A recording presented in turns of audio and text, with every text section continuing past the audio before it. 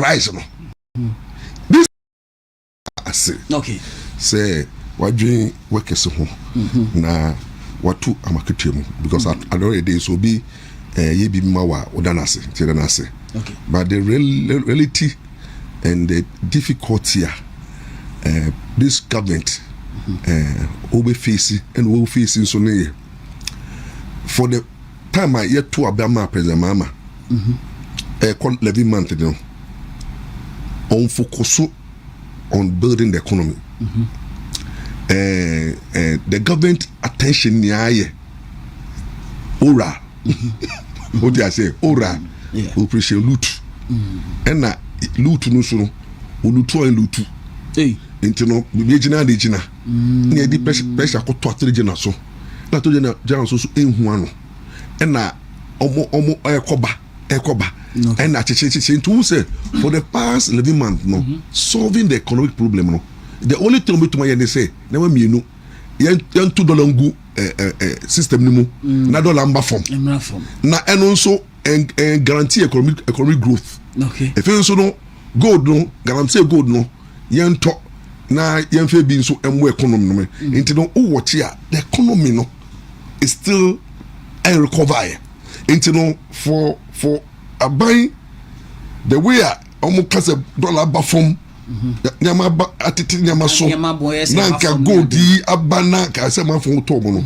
media 9% as an insult to labor na labor impedifo no me natwo because ebi akoji kakra hye won o dey say normal no leaders omso ma no union leaders so some no umiti buy impedifo and then we need to know okwa na ya sort them out so why Daniel Hope Prophet da o watch here say unye Daniel Prophet da o ye ordinary student ta chobo e dwane nya de o dey say na mo na dwane no na mo complain the moment e be vote to le Daniel Hope Prophet no one yes sir we do animal enti nia wo di dey different o dey say and na two no o to say wo no ye do committee ye do kotra management meeting nia chew say ebia we fit say ebro no shorto omo no shorto enti na eduane no ye omo ye we no fit say kokona na edi so bebere gu enti ye church mu ma who sympathize with management. Yes. It was sympathize with management. Who the bribe say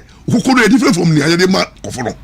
It is either labor pay for no musuma koye. Okay. Omo committee fair wages in the government no. Ya boy shop. O dey say omo no ya mom special dispensation no ya disclose. O dey say it ya boy show sa na about 9% na work no en come. Enti no o show 100% na say o di pay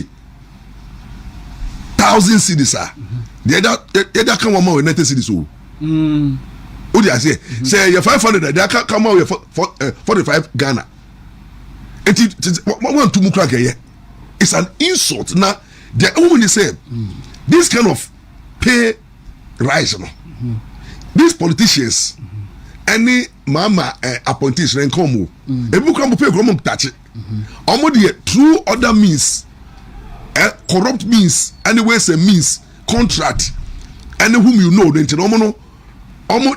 they are better off.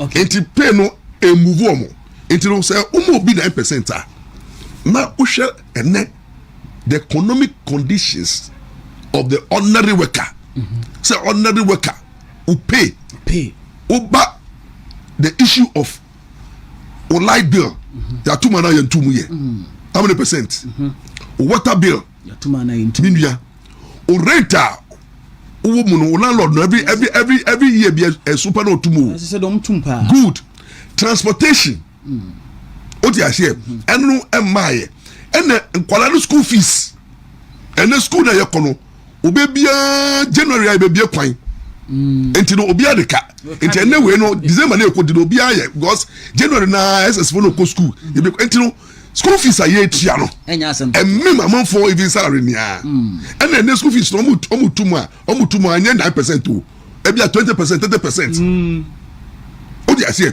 who don't to chena na for the what ba the cost of for them say medication enu amount for to and because of galamsey na hu chirenti no ya say yesu ni enti yare different area, expensive area, stroke, diabetes, what do I say, kidney, drugs are drugs for kidney, pressure, drainage.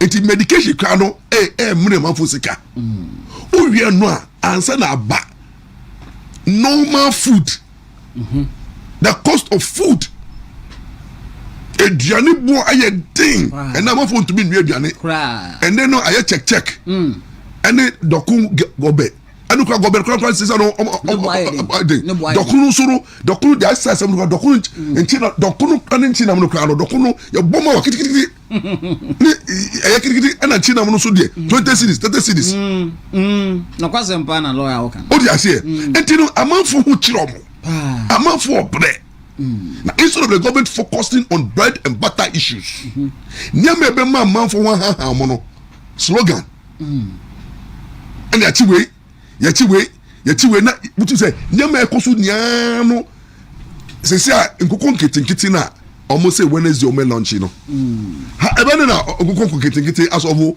problems.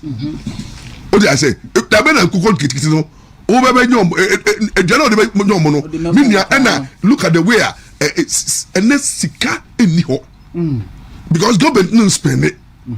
What did I say? Government didn't spend it, and net sika in the room, and then government did the contract the sika to it's sika no any honor.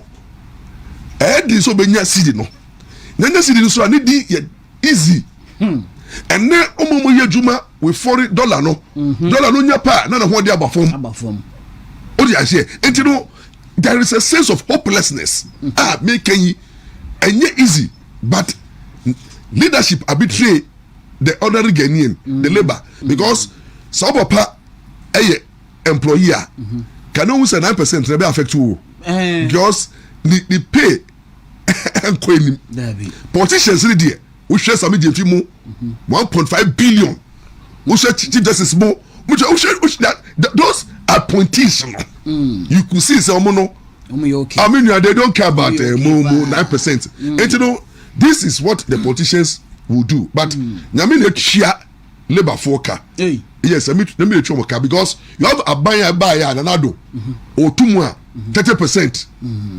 20%. None of them map 10% that. Even last year, I'll be fair no more 10%. That's 2020, we know, 10%. 2024, 10%. Then 2026, Nyama emuya dina buying dina. You can see that there's no sense of hopelessness. You can see say the direction of at which President economy 4 years no who say 1 year na edunu you did 1 year we but obianhwe na sitrem she was sitrem and make us say investors confidence abafom okay amafo need didi economy mu identity because one nya abani ye nia no ekoso fear and panic and now who was sika ye bisa so nya sika no he ocha ya chi wei ochina unexplained wealth and na entirama omo person may invest in economy no obia I holding investment if you no ye no mo we chianka omo ya projects like osi adan or your investment the first no the dollar ne ba was the sanka be na e bebre nti say or the dollar ba anka the dan no osi na say the dollar ba na anka dan no obetro nya bia 1.71 billion and dollar no ba no atati nti no most of our ye no mo we no omo jai projects here nti the economy is suffering ukoshe energy sector investment in any sector ekofom education sector every sector of economy biano ekofom all I say now with all these things no now the ordinary when say worker 9% what do you want to achieve? No wonder corruption would never and can never be eradicated in this economy whereby very well say people cannot take them home. Now so when me ejuma now who employ bi but who employ bi na economy no who try ka 200 Ghana a month na waka sa no nipa no o survive 200 Ghana can also be wiawo send this sanity o dey say o be wiawo enti ene no krono na ekoso na and corruption any galamsey ni nyane is because of what? Bad economy. Oh, okay. Oh, they say because and no yen I can tell you before God the man, there is no single worker. I will be explaining the source of wealth. Come first to survive it. Then yaya for. Yes, I'm telling you. Because who share the yaya man in a month. Now the you light bill, you water bill, you TNT, you church welfare dues, any tithes. Now say you food. Now for the only any other medical expenses are. How do you survive? So from the top, the president, President Mahama, his salary, money to be surviving. Because tell the President Mahama did. President Mahama doesn't take more than 1 billion. But the expenses of President Mahama, every 1 million Ghana a month. What did I say? Uber Speaker of Parliament, Uber members of Parliament, Uber judicial judges, I will pay a Uber the police, Uber the military, every sector of economy. No, we are not magicians, so we are thieves. I didn't make try car. Only made them try in your cano. A crown for I won't mean no. Me a try and one day I check of food so we are crown for. Tio. Oh, from the presidency. Because just a Kuala Munya Juma. Presidency, judges for Nia, lawyers for Nia Cronfort, yes for your Cronfort. Everybody was my quiet first one. Papa, one casa with the Kaluquan chairman. Nami be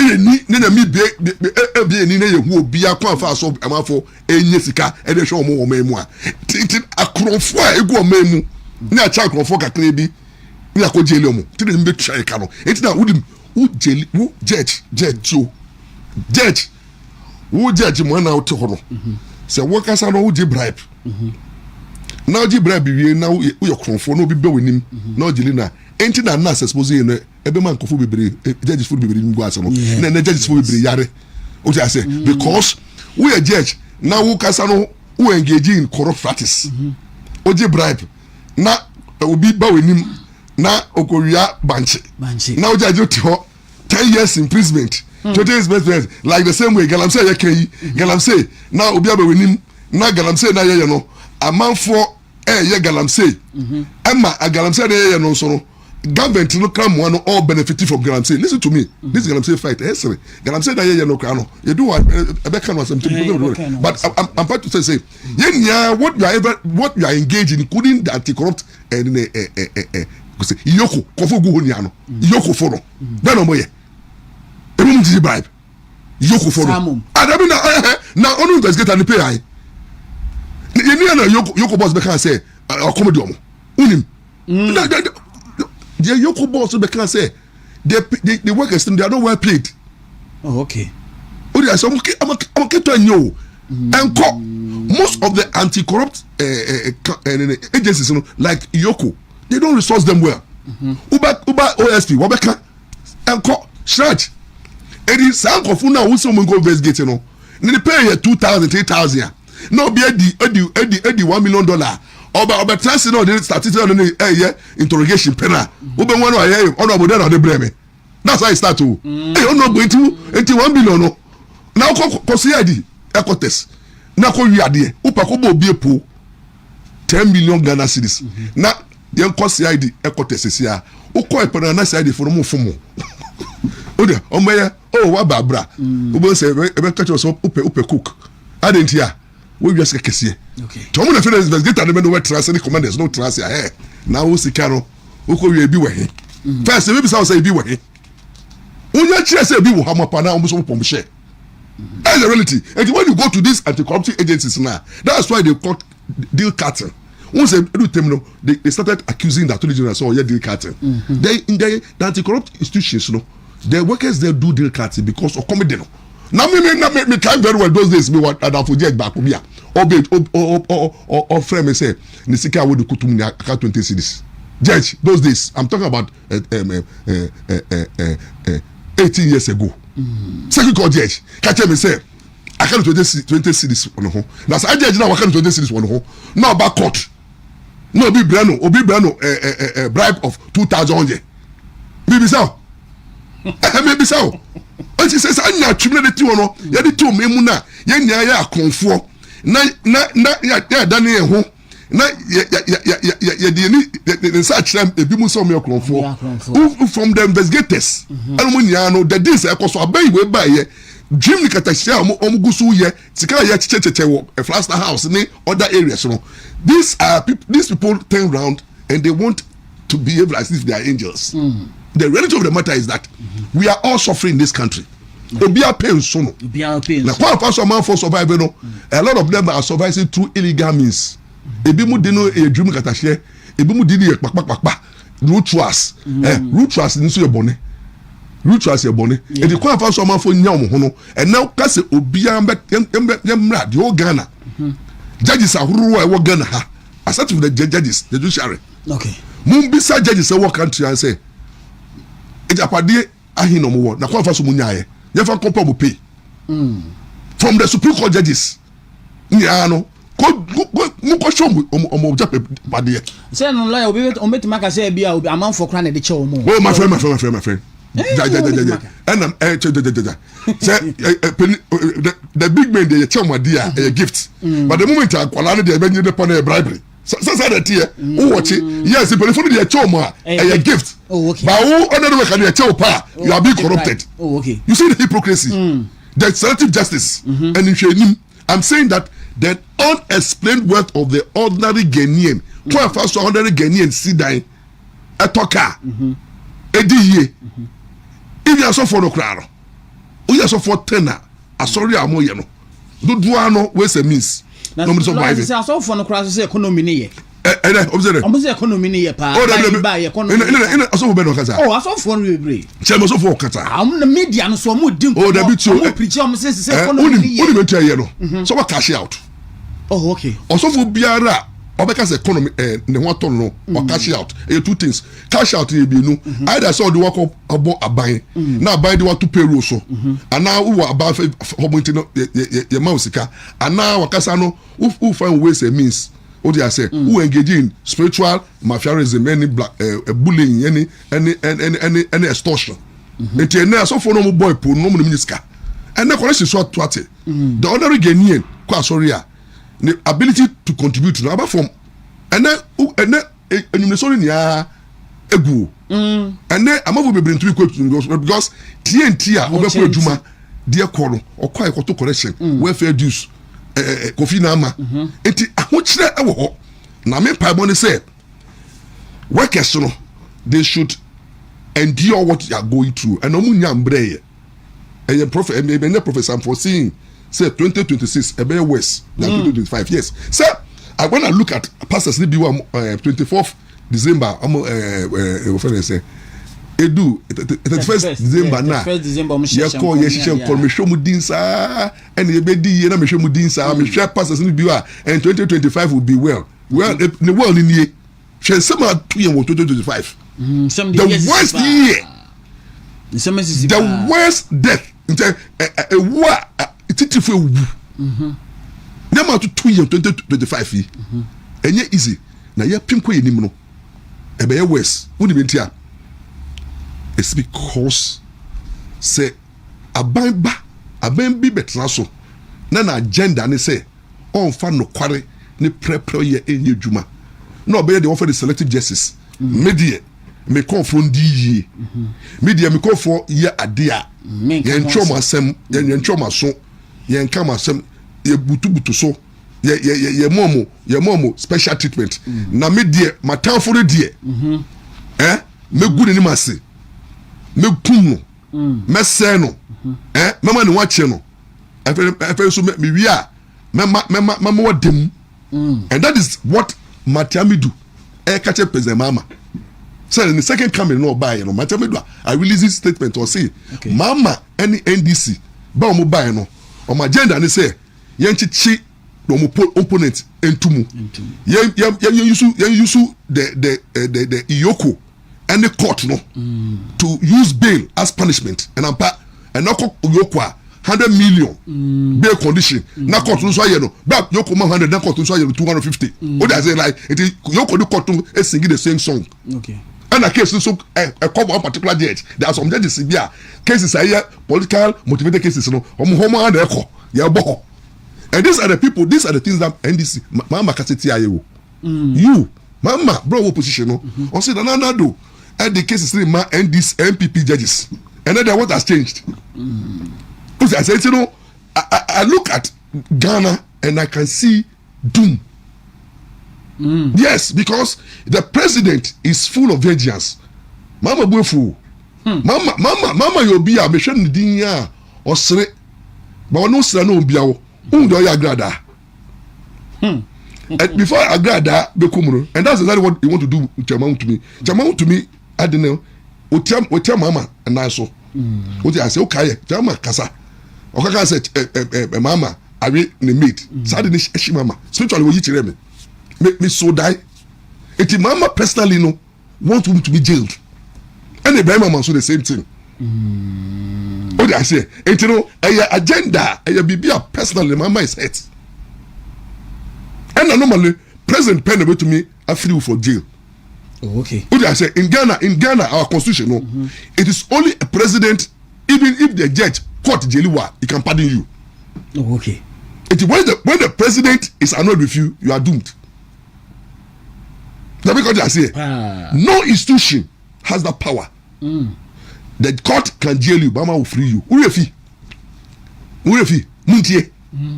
Muntie for the coding ceremony. Such be court law. Contempt. One chomo. Yes. One chomo years. One chomo months. That is car. The following week, mama ko yomo. Anna, I'm a moment to know say who say man no day. Urefi. In our dispensation, no.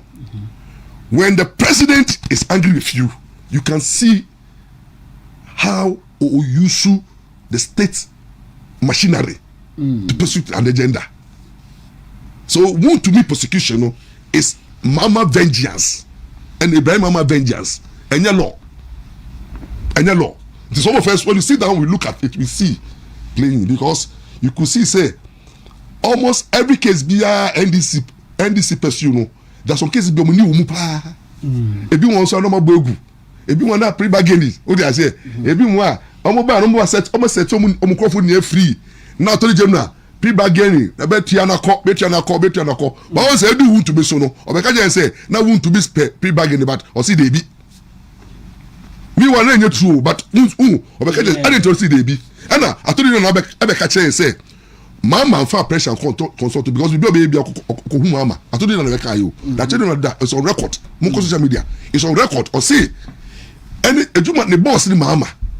Until all prosecutor no o sha mama o man the feedback. Na mama say ko. It reaches that mama na director to general as to we mi ano.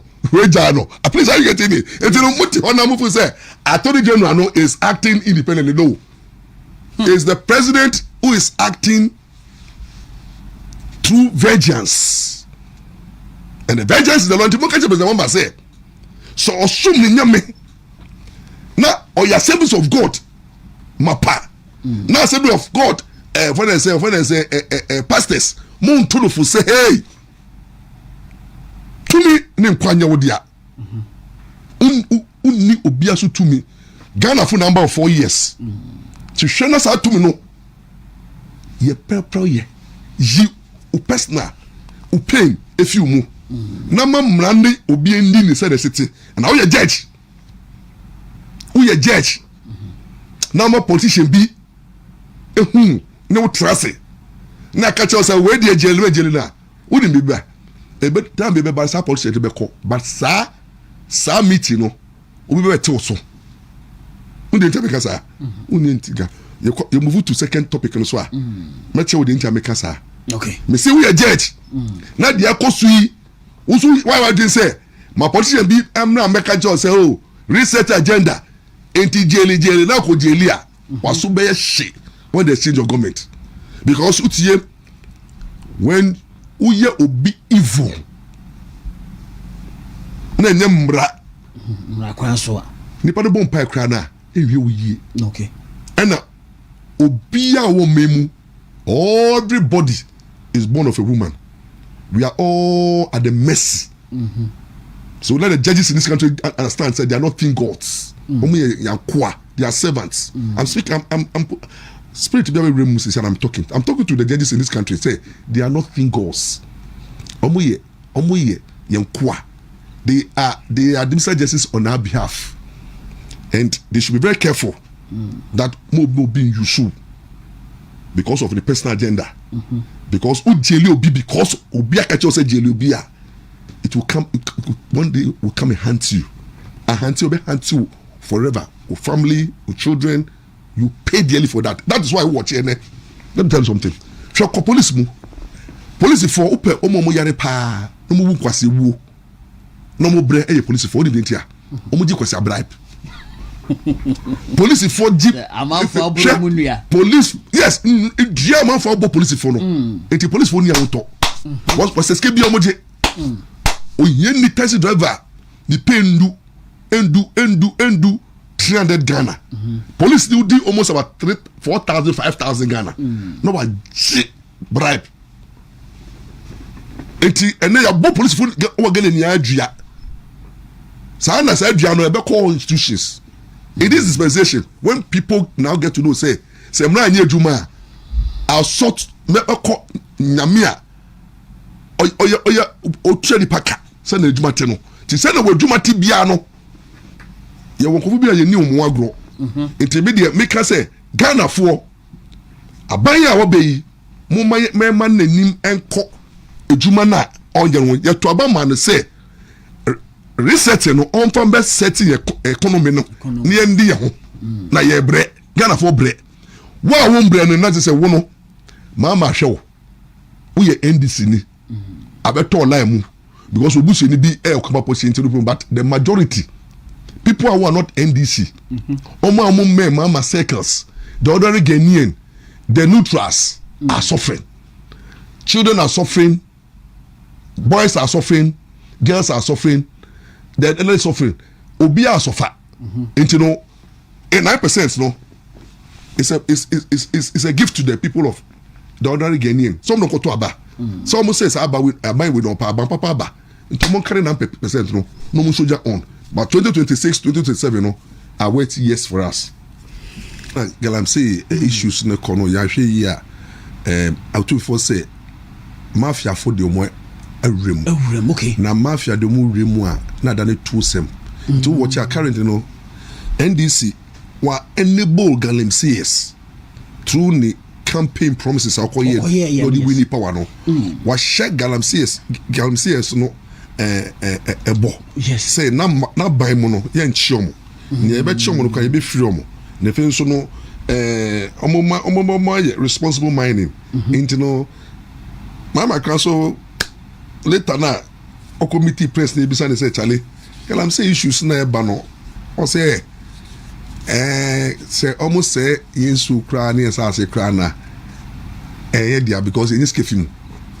Into say first no there almost say you free but as say now almost say na nye bibi no eye chen nti na mama obi ehun say sikana na di echide and who fight galamsey na president mama catching say unim say omo galamsey sites no omo ye go fa ya sumo mo na omo share galamsey chi no omo na say deal with them na as president ko 1 year ni intelligence actually will say o party for engage in galamsey yes emma ya me ene omo engage galamsey no attorney general from to Yoko. But as at now since I am be my warning some first Elias so yele galamsey enti e for mo ben omunja galamsey yes no mo nyumujuma because we promise you since that warning from Yami no AG akana not to mu Yoko atada atu and na o watching so God board so no almost so almost and the bull galamsey yes 2-1 almost say yen the gold no ye to gold na gold bia wo gare bia na ye beto ye na ese ye to na gold na ye to no o to no he almost so to no license and legal miners small key miners nchen na be so say nti no omo ye galamsey no gold no omo to no he onim respect by no top film but top film directly because illegal miners no ekoton ma mining dealers no okay indirectly no about we no ama you say onye serious in fighting galamsey because baby obi say ukoto stolen item who you guilty like obi a or ton ma wo enti no your friend be dishonest receiving in law say obi akọ wia phone o wia phone no na obeton ma me na mato wo koto a oni ne o wia phone ni amu yakronfo yakronfo eh it is a president mama what to go board na galamsey phone no a omo ye galamsey no omo ye hwie a so obi anto a obe that's what you do because it takes money to do illegal mining. Yes. Invest it. Once you declare them as illegal and you don't patronize them, patronage, your friend be patronage. Once say aboso kind, you tell me no. Now so work no your marketer, omo ton chrono car part e chrono. Enti akronfo no omo kɔ no omo tututu ka ho nyama no. Omo kɔ aboso kan omo nya atofo. Enti about the sana sa aboso kwa fo no dealers no omo bua chrono you enti uko circular boys ni bebre wo ha omo to phone na yakɔ robo ti boys no ejeja circle no mo jeme omo bo ni so mo ju phone na no makɔ ho squad wo mo ton omo ni wo mo ho good sanko for the police ready omo kan ho oh okay enti akabadi say ko ready go board you so if you're a serious country and you want to fight galamsey go board to illegal gold because galamsey for no omo engage illegality and in law nobody should benefit from illegality.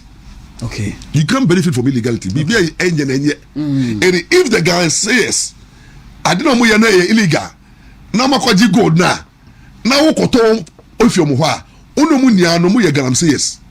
It is right now as we speak. No. Sami Jefi is heading a galamsey, is heading and abetting galamsey. And no, or a chief galamsey because we're creating market among. It is the woman say galamsey for no koye galamsey na. 2. I want your okochi omwa no wa confiscate. What do I say? Say otu ko chi omo so we galamsey and the ochi omwa now confiscating gold no ama on mine no now the omako gira mna kwan so say can some Jefi say ogia or the yadoye but what about nia omo de unko no ba galamsey for no beton ma wo through agents are wo mo kwan yes and never know how the people because when you create market for thieves they will continue to steal this wisdom no and by pay the phone table. What I'm speaking is high level. So if you're a country whereby you say I'm fighting galamsey, but you are eating from the galamsey, you're a joke. And it's when they meet, when the meeting now, Ombo Kasa Misrika, meeting a also.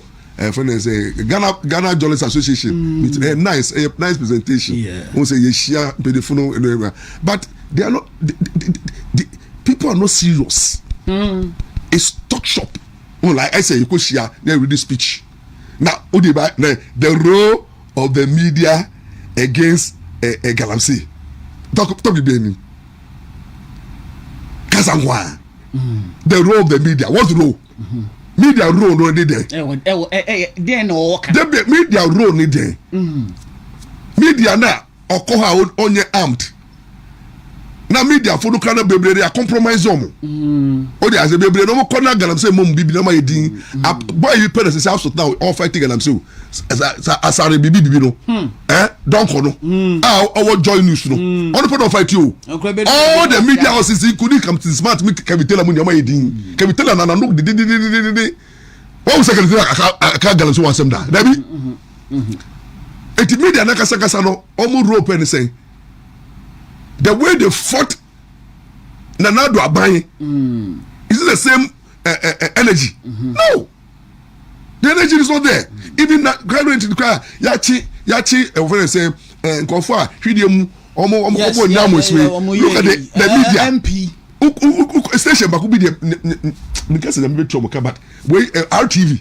Now, almost the diagro, and then police followed there, and to say, what we say, the pro NDC stations, you know, the issue of numbers as a normal cow, only Nanchang, only Nanchang, and Colorado, on yeah. You see, and the government of the day is actually patronizing illegal mining. You are patronizing them. You are buying from them. You see, when you don't buy from them, there's no market. Remember, Udija, ne yaka se sa no illegal. Na udu ska be koshemu. It be koshemu. And he said, "Ya bani ganam say, na ya mo marketer. Ni ya border ni ya close wa. E be do temru ko ganam so boboka." Because you chiwa, you be easy.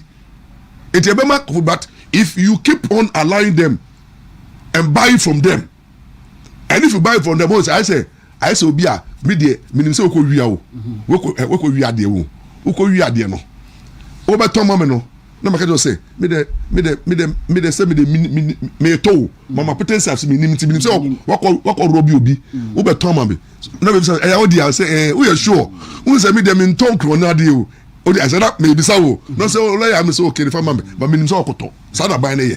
E na ade no kra no say me fan say makọ wia phone. Yo. 15 Pro Max. Yo. And I'm the bro lawyer set. Yo. 15 Pro Max no. What ton of kra ye bi about 19,000. Yo. Ghana cedis. Be me the bro no me ton am about 7,000. Te hono kra so hunu say e kro no de. And they say no lawyer me ba o. Say good board na omote no. Said na sami jam fi mo kire say omonton free illegal way for no. But small scale mining for no e hono mo to gold near den e free. And then you bet me I have found. Oh, unless we stop patronizing their illegal gold, but we can't because we need the money to run the economy. So that's why I'm saying that the fight is stable, and then all that they are doing about the fight, you know, it's like a massaging. You know. See, you are massaging the fight for 4 years. That's what the government is currently doing. We need the money because it can't swing here. Na ya kono de din de be ha adwenti no ye be ntisese no de woman say wo mu ana ya be ye announcement ye kun ba kun a na eja nti ye kun ba kun a na eja 20 no mo ye ntisese no public show the fact of I'm saying about media PR what do I say now must do this I say obi a wo ye NGO na wakoji sika so be ye event na sika no wo dwom e bia 80%.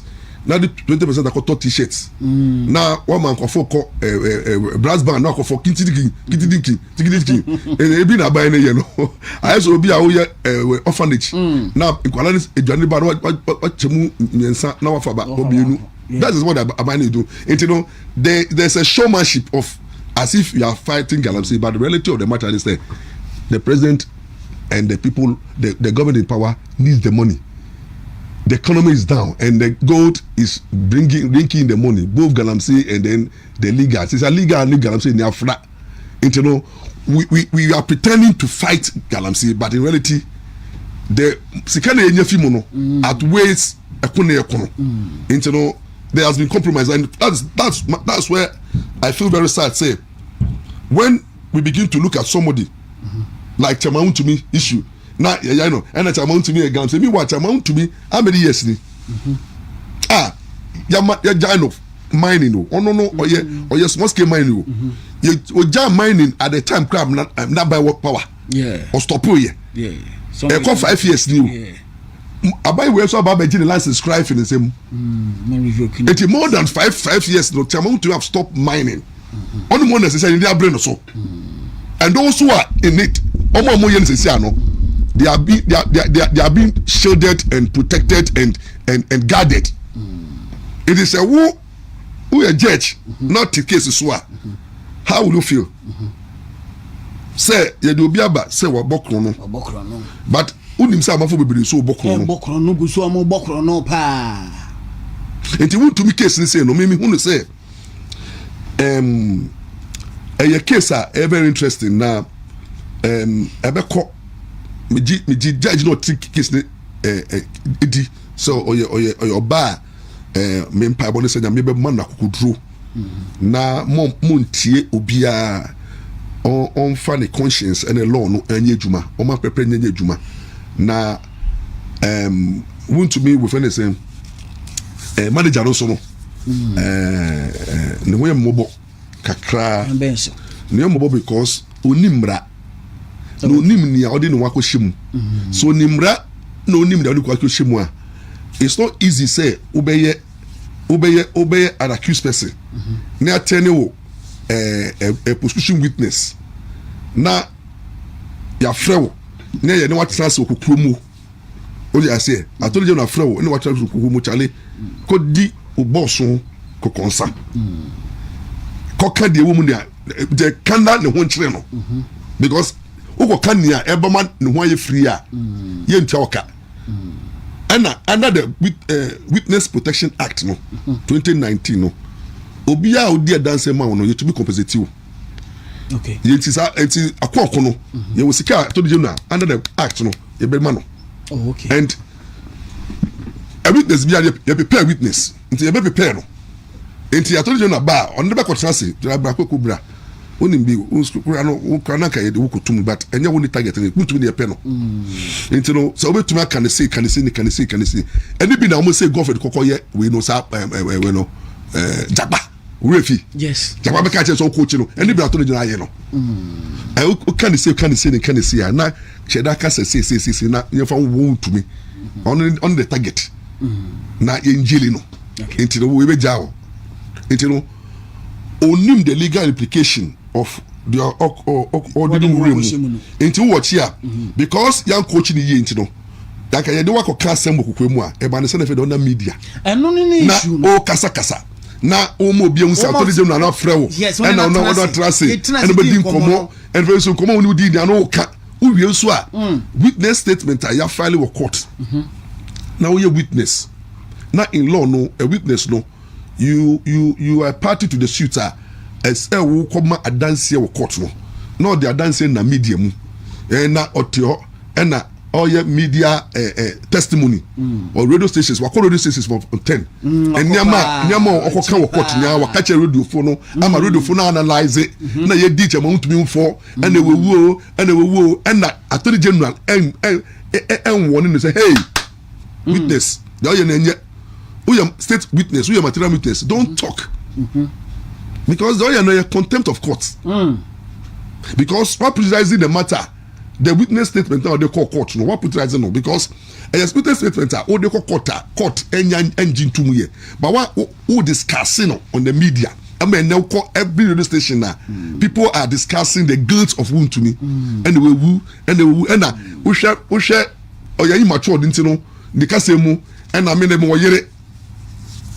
Obi na dwi won fon pa na na me we ka me we yire ntimi da me nkodem ina ka so kodem waka se wajia tum so kodem adeta so je tum kodem wodi ka ko court akoka se undi fo de ban se fe so we kodem na fe de nsema okenia na sisi so ya ni nsema mu a na nyama okenia no a kire se who betray not only chama untumi but who betray at the no so at the same time and na who ma judge no problem because problem mama judge ni say asem man ka judge no obeka we ni mu wa ka check media for and my media for no ebu bem I encourage you it over court the federal judge can say in some obeka no enye paper mu a judge na be di datamu oh yes because I say oh, yes. Because they say no case na three na ko discussing over media it record of public people no ya jele to me 15 years already won so a we witness so who work media akoma testimony on the media it they say no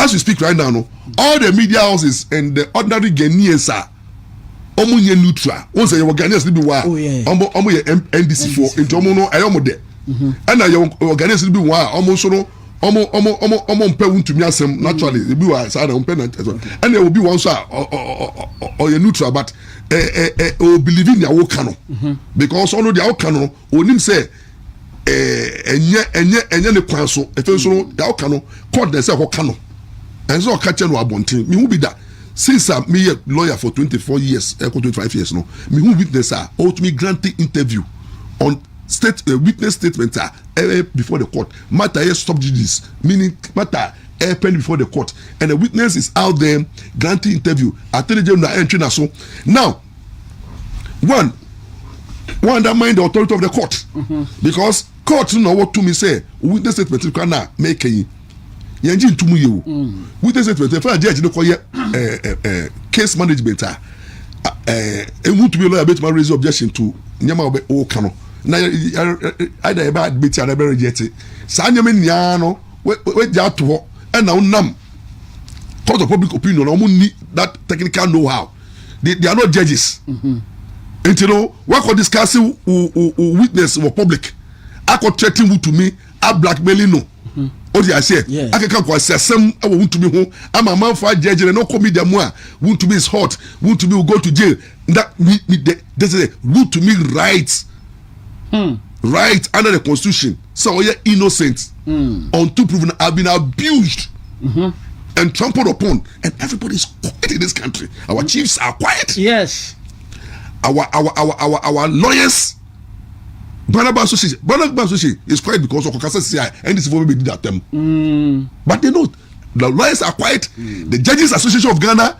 are quiet what I say the media funubi you are quiet civil society is quiet and something that it has never happened say me who witness this is the first time I'm seeing witness who is a state witness and granting interviews and the system is quiet and you are putting pressure on the judge because judge no ni say judge no ti hono so on social media so na can me ba yes definitely say oh you human being let's no be ka say enti obi a wo kwa akoye state witness adenti na wo grant interviews like court no mfani nsie na me say court am man kwan say onko kan say onko ko kan say attorney general am in the ball so attorney general a witness na nipa ni grant interview na wo friend to order it means that who in the bone one man not feel say what he's doing is right but I tell you before God man I'm looking at the tri judge okay the reactions say case no resume court case no due data the judge have to react okay because me a judge na me ti ho na case e wo mnim na and na media so so I we want to be lawyers to sue Nigerian manager for contempt of court okay and now the evidence no dey man no e be go against no because you see interviews are granted in ya no and this is the first interview granted or granted be before yes bra or touch mutu mechi no granted be e contracted in ho nti say no when you granted before the trial now or kase monye and as you know say statement in ya no it will be admissible at the court it will to the juma do kapa yedin because some okay ya for the court now witness box mu na uko can contrary ya be to the outcome will be the anu and the way you know so one ma public na judge che mo ntumi wi since judge not ti hono they no be so yeah judge say currently the judge is sitting down there the public a case no attorney general call discuss even to be case na ka plea bargaining want to be bekomu a media for be account to become 15 years na for the case no by na judge no come contrary judgment DJ that be dinner temper and I judge that bribe and I judge about that and I want to be all galam say and I don't end of 15 years and what I say it know you've put the judge in a serious pressurized position. The authority as a judge has been undermined by the conduct of Akonku and Attorney General. What prejudged the matter before the court.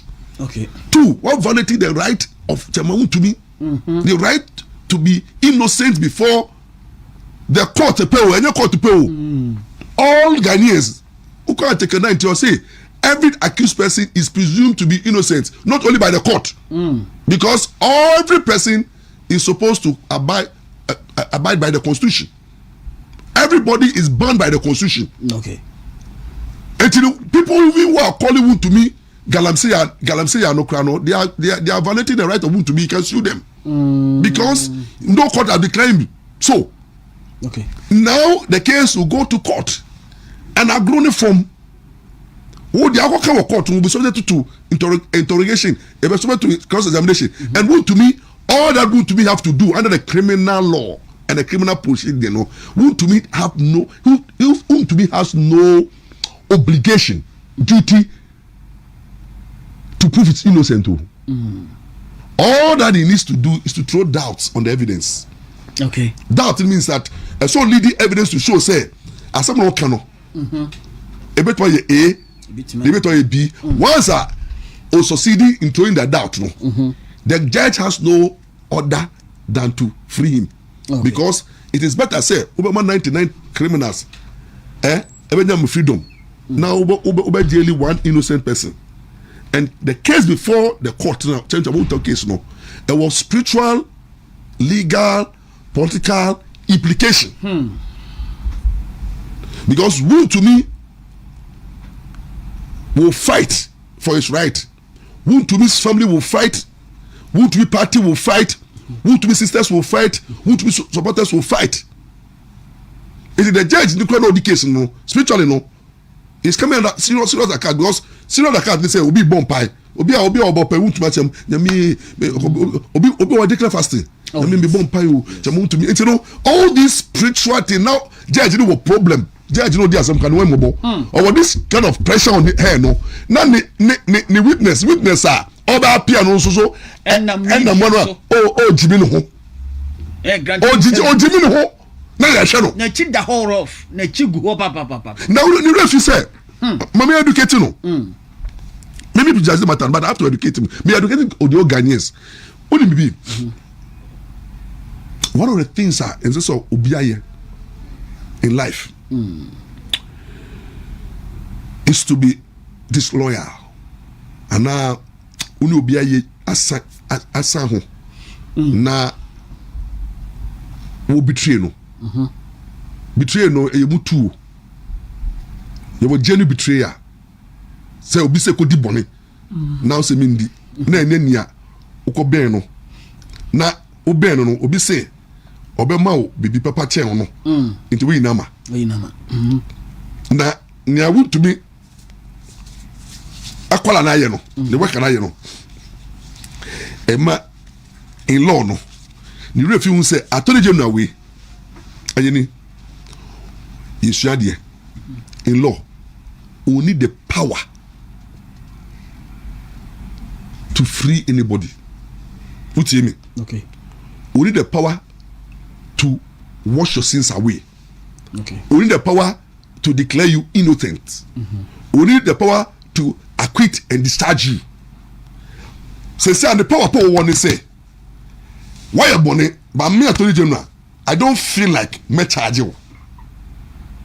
Okay. What do I say? Like what the money? But it's I say where rape you be? Rape no rape no pa evidence nya wo ho. But attorney general say me attorney general. Me attorney general no. Me person me charge you. And just say this happen no. Chako could listen to me. I'm dedicating you. It is attorney general no otisu say me in charge you wa. And then just say we innocent too. Or say me in charge you because who be do na wako damage obi. Wako so obi. Na betumi the depend to mu. Enti wo reward ni say me in charge you. Me wi so besa muzika. Cause say boss. But the referee say Sabai sisa another attorney general Belka say boni na odi na any expiring date no. Me dey me charge you. Okay. Enti na omo ya enter no le prosecute. Government by say what say be I'm not interested no. A new attorney general will be interested. Okay. But criminal case no, the only time I be free here if you go through trial. Now after trial no, judge no acquitted no discharge you. Enti na what you mean? He went through the trial, acquitted and discharged. Enti make you me assemble. Enti no akokun wo ko witness aka ye din na ye ke witness. Na dia wo ye idie. Me make sure say abane dane 2028 32 new attorney general betwe aba na wo trust na obi dada na ade a wonye ye wo se ma ye because of freedom of be self incrimination. Okay, say ade a wonye ye obi an bi sa wo ye na wakasa akoka na makasa mmua na kasa no onim say me akasa mmua no girl bi wo ho na me ne ko dan no me repeat no obi an bi sa wo yo girl no kan che wo say we repeat no girl na kasa ebie ne homa no ne die wo wie nso kodwo enum me repeat na we self incrimination. It is a wo ade na wo nye ye awakogina court ka say wo nye ye na judge ma bill na later no wa bana so wo ya chema wo to be on say onye you and na agro ne form enti case no court enti me person me discussing the merit of the case but me as a lawyer no I've looked at the case and everything but I have not me somebody push me to because the judge have a difficulty to honor constitutional man the power final judicial power to decide the case. So I want to respect that the judge leadership. I pray for God guidance, God's strength for her to do what is fair and just and to apply the law. Let the law be the law. But akoku the awuye attorney general achrewo asabone na asabone na attorney general na achre no odim be da chi ye di be ye ndc fo bi odim bless no odim be ye no say someone we hu say oh uni bi obi ye adwuma na sem ma na sa ni pa na oni adwuma to be di konsa enti da chi bi Sami Jemfi be di Ibrahim Amba nko konsa bia that oh yes and I said go the board oh cho Sami Jemfi debe Sami Jemfi has been the right man of what they say Ibrahim Amba the businesses the bia engineers no onna nanti a che so po bi onim Ibrahim Amba security pa Sami Jemfi na yes Sami Jemfi pe o Ibrahim I don't the reason I want to use Ibrahim no Ibrahim Amba ni chema to be ese they are the same, they do the same thing, they do gold business, so many things, they are in common. That's what analogy. Now NDC for referee say it's not only Sami Jemfi who can betray, but there are people who can betray you. Okay. It is say on NDC for who say sana ye to me jaobi ma obi ni betani obi enimia da ba ni person no mutie aba ni person no all the appointees mun ko funa mo ni mo ye business no omo no be di konsa kire you ye be use so much witnesses enti otiwa na ye use wo yere as a witness ye use your employee enti it's a dangerous and difficult thing and the right to confidence you have to be in law the confidential relationship employer relationship is confidential near the first be trade secret say we ejuma bi wa ejuma wo ejuma secret yanka your official secret your nyebe bi wa your state secret abe ejuma nyebe bi wa unka you swear oath not to be secret na mo de mo say secret bia ye secret a say papa nye boni a say mo kire enti ena amanu luzu pa obi bia wo tia be mu obi ti say kuda do brakwa bibia wa ye bia no ye wonkofu bia wo so wetia wona so wo na nipa so de wo nye obi a obedi adanse tia wo ye wonkofu omutumi de omutumi false witnesses the people are there people have people ye one format enti no wo ti o sa na ba no be wa ba be wi ya ye pe se ye so ye ko jeli wa na ya pe obi a won so odi hu ya so say na ba na I was so no say God dey this can be JB who send this food na nya Sami Jemfi go board no the boom or da ubi or da so ye NDC national position on jemu yo or say go board no CEO or say oka board no jewelry board no so ka ho everything go the bia Sami Jemfi ka ho any mama ni the mama mu chronics no and no didi there are some NDC na say educate for call for no dem nye bi ni o say akofo no be informant na baby also who treated it baby be treated and say MPC for information we MPP for one MPP for amako betray omo say na tie obi wa ne dwuma ne say o informant o betray didi it is an NDC for no so munko so na munni 4 years mundi ba mudi wie na aban ne sesa mon so munko fu na ebe yomo ana offense ayini offense atolje na so be hibia ono se matemadu akache so wa corrupt unim za madu se wa corrupt iyoko ana sledge Dr. Sledge nso no okoji sika won ho ono so se na ban sesa atolje na so won ya line what they offer A+. It's A+ so onim nyama. Look, Ghana bed. And if we continue this way, NDC for change nyama bibru. NDC researching e bi nyama bebre so amman people who say NDC for the research no omo mafiarism ko mo fa so mo yo mo nyama no. Omo change nyansa nti amatia mu duka say, "Hey, research nyama ma ye die." Enye researching and you're resetting to destroy their opponents, and they are engaging in weaponization of the state institution to persecute their opponents. Okay. Na nyame any eboafo. Nyame shiramo. No nyo kese. I think say and then finally Ken the Japan will be a Michiano.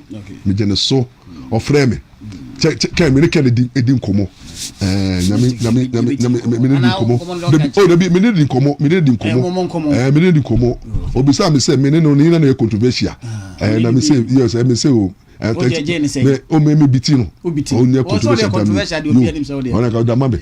Na ba o mi anso me tia no. They say that obia fa nya Ghana de baby bia so but ba o mi aka say e look as if NDC for no omo peken pa o I know mo afasuma say as so ken NDC for no I don't mo feel ken so mo so ensem bebre ho akenaka ba ya me betwa mo kaba NDC for no betwa mo kaba campaign nya dem mo omo asem ni ni adira delegate for no decide it be potential parliamentary people no enambia na men come ho ken ni yire ba omia unipe Brian and omu nya men come nya ho na omu koso na by 31st January no be ehun su ten level katina akabomu ni agi tumefi NDC fonza nya mi shira pa why lawyer Maurice Ampaw